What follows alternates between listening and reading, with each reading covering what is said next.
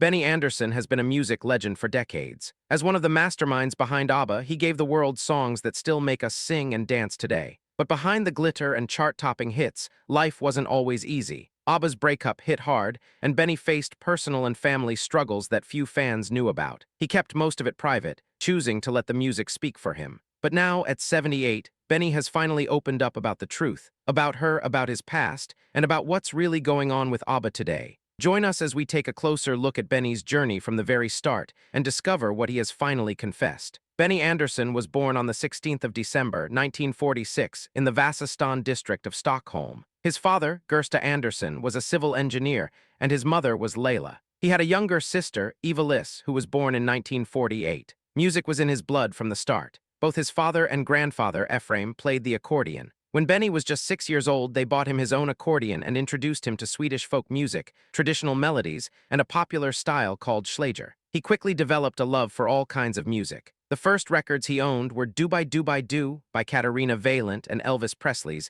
Jailhouse Rock. He especially loved the song Treat Me Nice on the flip side because it featured a piano. This eclectic mix of musical styles would influence him for the rest of his life. At the age of 10, Benny got his own piano and taught himself to play. He was inspired by musicians like Jerry Lee Lewis. School didn't hold his interest for long, so he left at 15 and started performing at youth clubs. During this time, he met his first girlfriend, Christina Grönvall. They had 2 children together, Peter, born in 1963, and Helene, born in 1965. In early 1964, Benny and Christina joined a group called Elverkit Spelmanslag, which translates to the Electricity Board Folk Music Group. The name was a playful joke about their electric instruments. They played mostly instrumental songs like Baby Elephant Walk, and this was when Benny began writing his first songs. In October 1964, Benny's career took a significant step forward when he joined the pop band the Hep Stars as their keyboardist. Just a few months later, in March 1965, the band achieved their breakthrough with the hit song Cadillac. The Hep Stars quickly became one of the most famous Swedish pop bands of the 1960s. Benny became not just their keyboard player,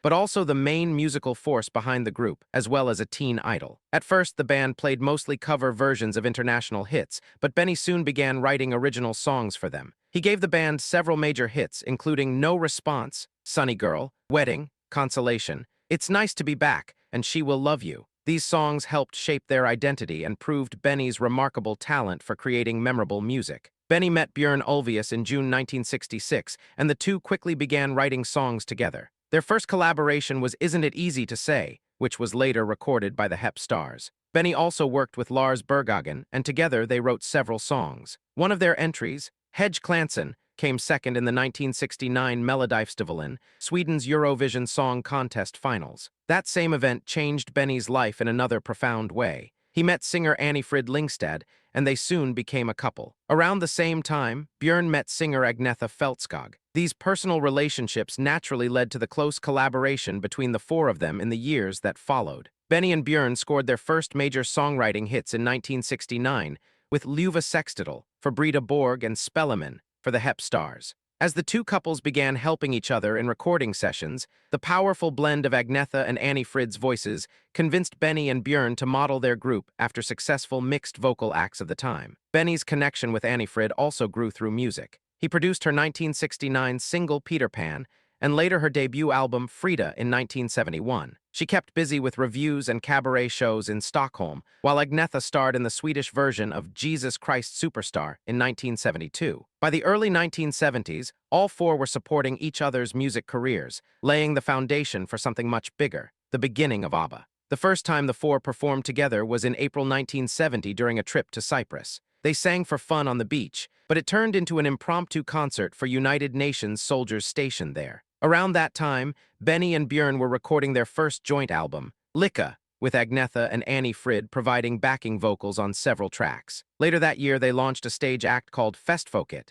which means party people, but can also suggest engaged couples. They debuted on the 1st of November 1970 in Gothenburg. The show received mostly negative reviews, except for their performance of Hedge Gammal Man, Hello Old Man, which became their first hit together. Credited to Björn and Benny, the song reached number 5 on the sales charts and stayed at number 1 on Svensktoppen for 15 weeks. By 1971, the four were working together more frequently, adding vocals to each other's songs and touring. Benny and Björn released more singles like Det kan ingen Dr. Hjälpa, No Doctor Can Help With That, and Tank Om Jordan Vorung, Imagine If Earth Was Young, with Agnetha and Annie Frid's voices playing a bigger role. In the summer of 1971, Agnetha and Björn, now married, began performing regularly with Benny at Swedish folk parks. Stig Andersson, the head of Polar Music, believed strongly that Benny and Björn could achieve worldwide success. He encouraged them to keep writing, and after some near misses, they entered the 1972 Melodifestivalen with Seg det med en sang, Say It With a Song, which came third and became a hit in Sweden. Then an unexpected success came from Japan,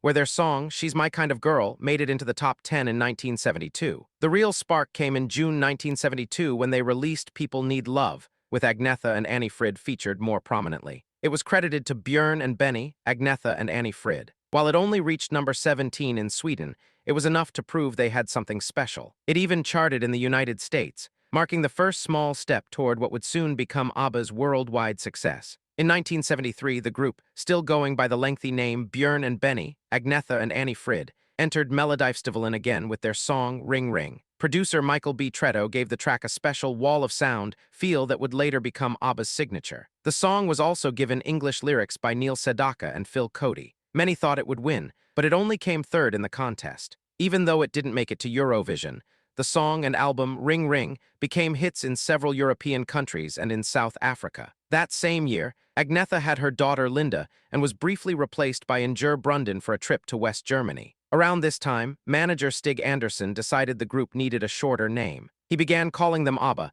a playful nod to a Swedish fish canning company of the same name. Permission was granted as long as the band didn't bring shame to the brand. ABBA was simply the first letters of each member's first name, and by late 1973, it appeared on studio paperwork. A few years later, their famous logo with the backwards B was created during a photo shoot when the letters were arranged symmetrically, inspiring the iconic final design. By 1976, the mirrored B became a permanent part of ABBA's image. In 1974, ABBA were invited to compete again in Melodifestivalen. They chose the upbeat Waterloo, influenced by the glam rock scene in the UK. This time, they were more experienced and better prepared. On the 9th of February 1974, they won the Swedish selection, and on the 6th of April, they took the Eurovision Song Contest crown, performing in English. The win opened doors across Europe. Waterloo hit number 1 in 9 countries and broke into the US top 10, reaching number 6. Their next single, Honey Honey, had moderate success, but in the UK, their label chose to re-release Ring Ring instead. Some began wondering if they were just a one-hit wonder. In late 1974, they toured parts of Europe,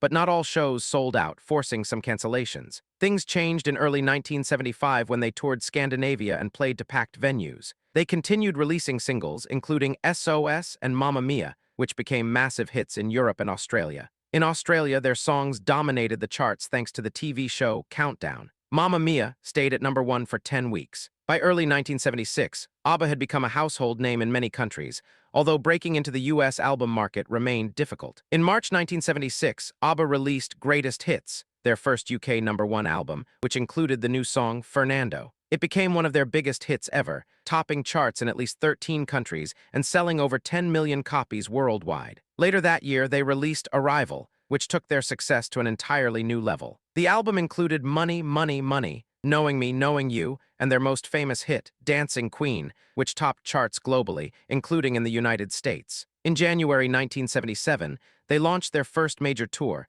starting in Norway and traveling through Europe before heading to Australia. There, they played for enormous crowds despite challenges like heavy rain and even a bomb scare in Perth. The Australian tour was so intense it was later captured in ABBA, the movie. By the end of 1977, they released ABBA, the album alongside the movie. Then in April 1979, ABBA released Voulez-Vous, recorded partly in Miami's famous Criteria Studios. It included hits like Chiquitita, I Have a Dream, and Does Your Mother Know? While the singles didn't all reach number 1 in the UK, they were chart toppers in Belgium and popular in many other countries. Later that year, they released Greatest Hits Vol. 2, which featured Gimme, Gimme, Gimme, A Man After Midnight, another international hit. In September 1979, they began the ABBA tour in North America, playing to sold-out arenas. The tour continued in Europe, including 6 nights at London's Wembley Arena. In 1980, they traveled to Japan for 11 sold-out concerts, their last major tour. That July, they released The Winner Takes It All, which many believed reflected Björn and Agnetha's divorce, though both denied it was personal. In November, they released Super Trooper, which broke UK records with over 1 million pre-orders.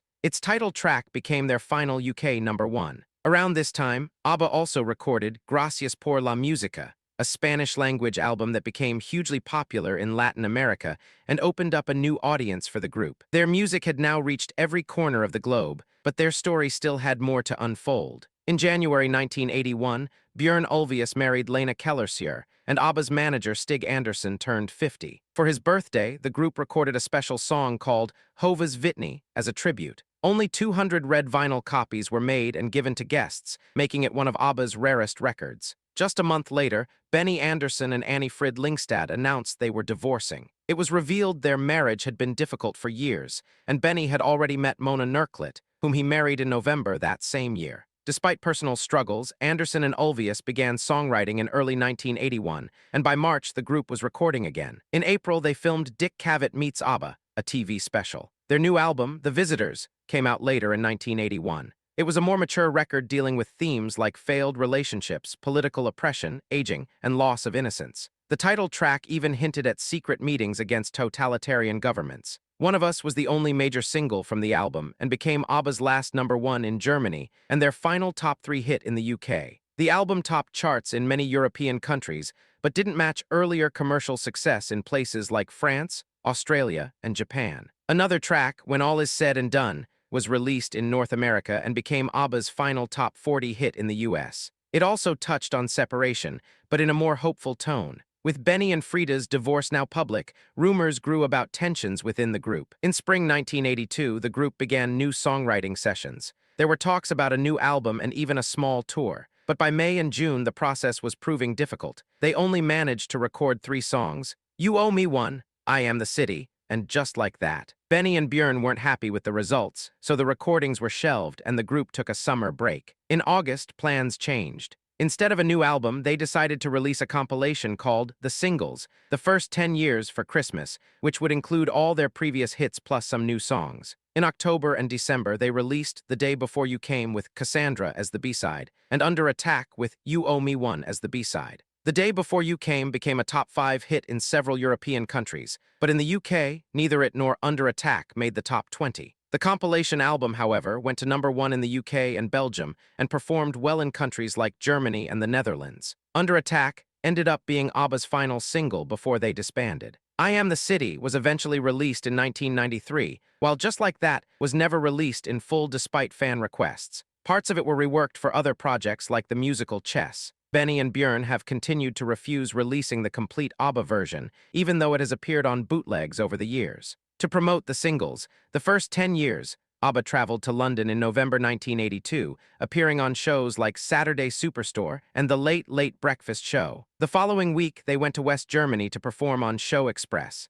On the 19th of November, 1982, they made their final TV appearance in Sweden on the show Nöjesmaskinen. Then, on the 11th of December, 1982, they performed together for the very last time. This was broadcast to the UK on The Late Late Breakfast Show, with Noel Edmonds through a live link from a TV studio in Stockholm. It marked the end of an era, closing the chapter on one of the most successful pop groups the world had ever seen. The two love stories that defined ABBA. You see, ABBA was more than just a band with catchy songs and glittering costumes. They were two real-life couples, Agnetha Fältskog with Björn Ulvaeus and Benny Andersson with Annie Frid Lyngstad. Their romantic stories were part of ABBA's charm in the early 1970s. Fans loved the idea that the same people singing love songs on stage went home together at night. Agnetha met Björn in 1968 when he was with the Hootenanny Singers. They married in July 1971, with Benny playing the organ at their wedding. They had their daughter Linda in 1973 and son Christian in 1977. But fame wasn't always kind.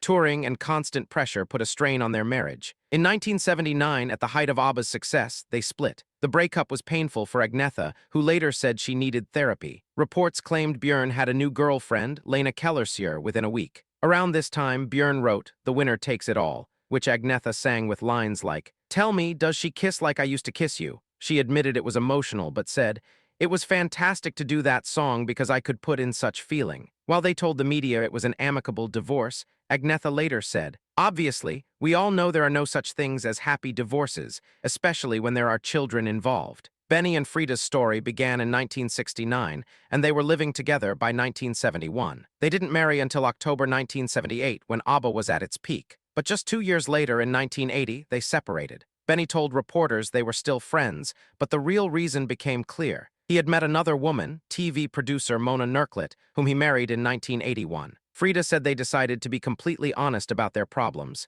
She explained, "We simply grew out of each other. Breaking up became a necessity. Like Agnetha and Björn, they tried to continue in ABBA after their split, but the chemistry had changed. By 1982, both marriages were over, and so was ABBA's golden run. When ABBA ended, Björn and Benny stayed busy and became hugely successful. They wrote the hit musical Chess, worked on Mamma Mia for stage and film, and produced music for other artists. Their fame and fortunes kept growing, with each worth hundreds of millions. Freda and Agnetha's lives took a different path, away from the spotlight and filled with personal struggles. Agnetha battled stage fright, a fear of flying, and the pain of being away from her children during tour. Her shyness and less fluent English compared to the others made her feel less confident in public. After her split from Björn, she had several relationships, including with a psychiatrist who had once tried to save her marriage, and a detective who was protecting her children from kidnap threats. She remarried in 1990 to surgeon Thomas Sonnenfeld, keeping it secret until they divorced 3 years later. Tragedy struck when her mother took her own life,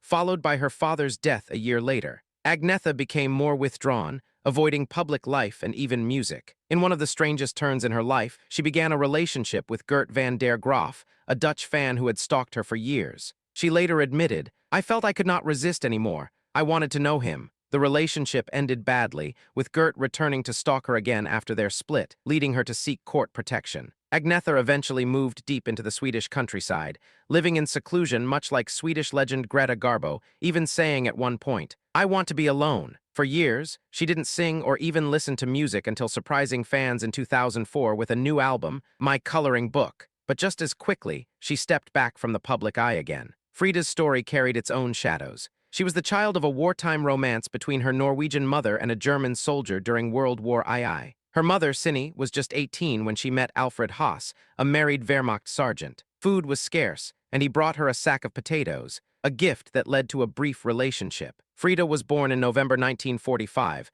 but her father was sent back to Germany before meeting her. Facing public shame in Norway, Cindy fled to Sweden with baby Freda and her mother, Agni. Tragically, Cindy died of kidney failure at just 21, leaving Freda to be raised by her grandmother. She grew up believing her father had drowned until a reunion was arranged in 1977 after his niece recognized her from an interview. The meeting was short-lived, with Freda saying, "It's difficult to get a father when you're 32 years old." By the time she met Benny in 1969, Freda had already been married and divorced with 2 children from her first marriage. She and Benny married in 1978, but after their split in 1981, she was deeply hurt to see him marry someone else so quickly. After ABBA ended, she moved to London, then settled in Switzerland. In 1992, she married into German royalty, becoming Her Serene Highness Princess Annie Frid of Rus. But tragedy followed her. Her 30-year-old daughter, Liselott, was killed in a car accident in New York in 1998, and the following year, her husband, Prince Heinrich, died of cancer. Freda withdrew from public life, saying her faith helped her through the pain. In more recent years, she has found happiness again in Zermatt, Switzerland, with Henry Smith, 5th Viscount Hambledon, heir to the W.H. Smith fortune. After ABBA's split, the idea of a reunion became music's most asked question. Offers poured in, including a reported $1 billion in the early 2000s for a concert series, which they turned down. For decades, they were only seen together at rare events like the Mamma Mia musical and movie premieres. But in 2018, something changed. All 4 began talking about working together again. At first, they planned just 2 new songs, but this grew into a full album, Voyage, released in November 2021. Björn recalled the first day back in the studio, saying, "I looked around and I looked into Agnetha's eyes and Freda's eyes, and there was the same kind of feeling, the warmth and the friendship and the bonds." They also announced a high-tech concert experience with digital avatars performing in London, giving fans an entirely new way to experience the group. ABBA Voyage, a modern stage for timeless music.